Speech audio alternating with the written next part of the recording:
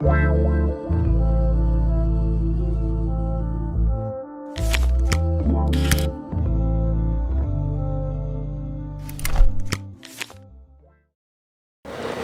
aujourd'hui la solennité de Saint Pierre et Paul et demain, c'est la fête de tous ceux qui sont martyrisés à Rome par ordre de l'empereur Néron après l'incendie de cette ville. Aujourd'hui, nous allons parler de Saint Pierre et demain de Saint Paul, car ils sont les plus connus de ces martyrs. Comme pilule, comme Saint Pierre, recommençons toujours à aimer. Saint Pierre est le premier parmi les disciples à professer la foi du Christ, témoin de la prédication, mort et résurrection de Jésus.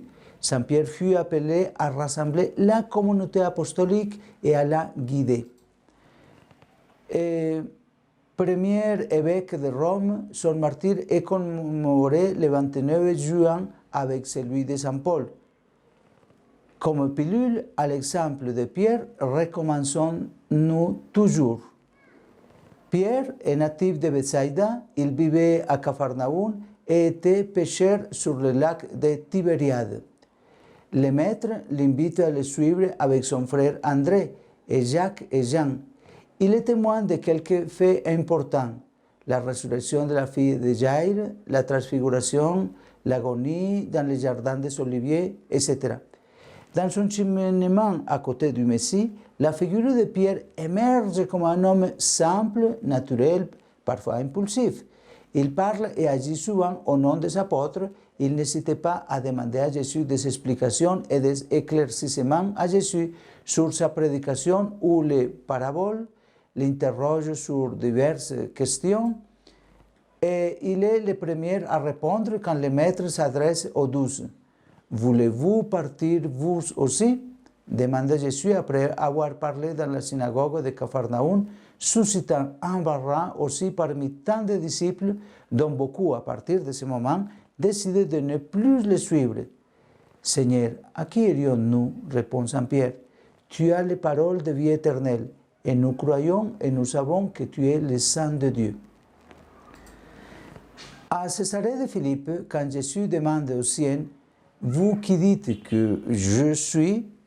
c'est Pierre qui affirme « Tu es le Christ, le Fils de Dieu vivant. » Et Jésus « Et moi, je te le déclare, tu es Pierre, et sur cette pierre, je bâtirai mon église, et la puissance de la mort ne l'emportera pas sur elle. Je te donnerai les clés du royaume des cieux. Tout ce que tu auras lié sur la terre sera lié dans les cieux, et tout ce que tu auras délié sur la terre sera délié dans les cieux. » Tous ces textes, on les trouve soit en Matthieu 16 et en Marc 9. C'est la tâche que Pierre reçoit, gouverner l'Église. Les évangiles révèlent que Jésus choisit de confier son Église à un pécheur peu instruit, qui parfois ne sait pas voir la volonté de Dieu. Il est spontané. Pierre proteste quand Jésus révèle sa passion. Il veut se soustraire au lavement des pieds au cours de la dernière scène, n'accepte pas ce geste si humble du Maître. Il nie parfois de connaître Jésus après l'arrestation. Les apôtres lui reconnaissent le rôle conféré par Jésus et celui à prendre plusieurs initiatives. Le matin de Pâques, informé par Marie-Madeleine de la disparition du corps du Maître du sépulcre, et c'est lui qui s'est précipité ensemble avec un autre disciple, Jean. Mais ce dernier, le précédant dans la course, laisse Pierre entrer en premier comme par respect. Après la résurrection de Jésus, les apôtres se rassemblent au cénacle où le Maître s'est parfois manifesté. Chacun reprend sa vie quotidiennement et Pierre retourne à son bateau et à ses filets. Et c'est justement après une nuit passée à pêcher que le Maître lui apparaît à nouveau. Il lui demande de paître son troupeau et lui prédit de quelle mort il le glorifierait.